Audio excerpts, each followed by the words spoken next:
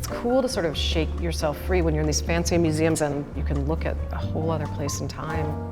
It just makes your heart kind of flutter. Aristotle. It's like you're in the middle of a movie or something about a person who gets to go to the Met.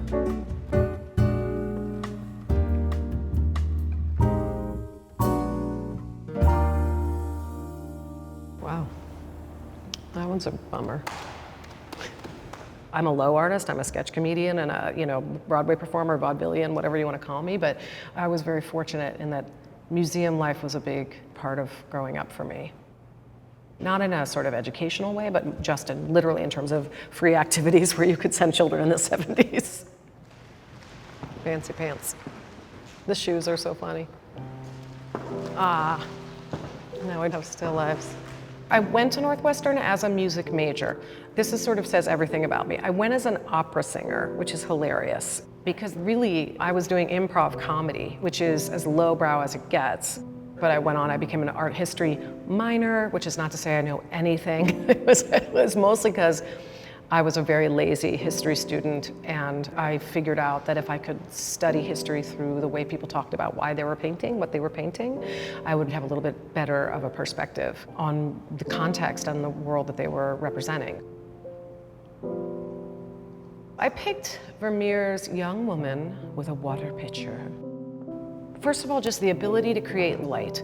There's a warmth and an elegance at the same time, and such specificity of where the light is coming in, and probably someone can figure out what time of day. Is it in the morning? Is it in the evening? Is she about to bathe? Has she bathed? Is she bathing herself, or is she bathing someone else to whom she's close? Like, what's the relationship? How formal is it? And it's fun just to kind of theorize around that. So I'm impressed by that in the painting, just purely like I would be impressed by somebody who's good at physics. I just think it's really crazy. There's like 300 different shadows in this painting. Oh, it's great. I love domestic spaces being painted, and just pure like design nerd, there's a balance that I find kind of just sexy.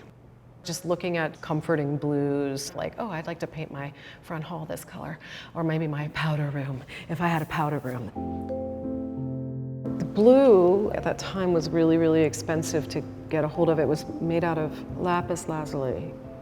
To get it all the way in the Netherlands probably cost a fortune, which is also like another mind-blowing thing, because he uses blue so judiciously. It's not just like, hey, I got blue.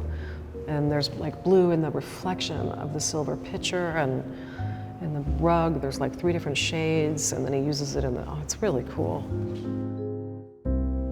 It's an intimate painting, but I also wonder why he painted it.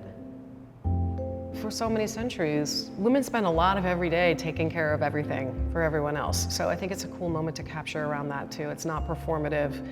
It's not overtly formal in a way that is exhausting. It's not on behalf of anyone else. It's just a private moment in a long, busy day.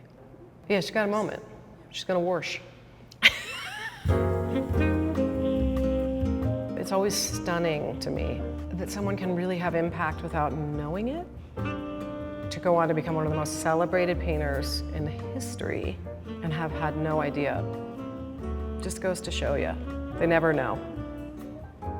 It's a good reminder, it's a humble reminder to mind your own business and just do your thing and stop worrying about what everybody thinks about it.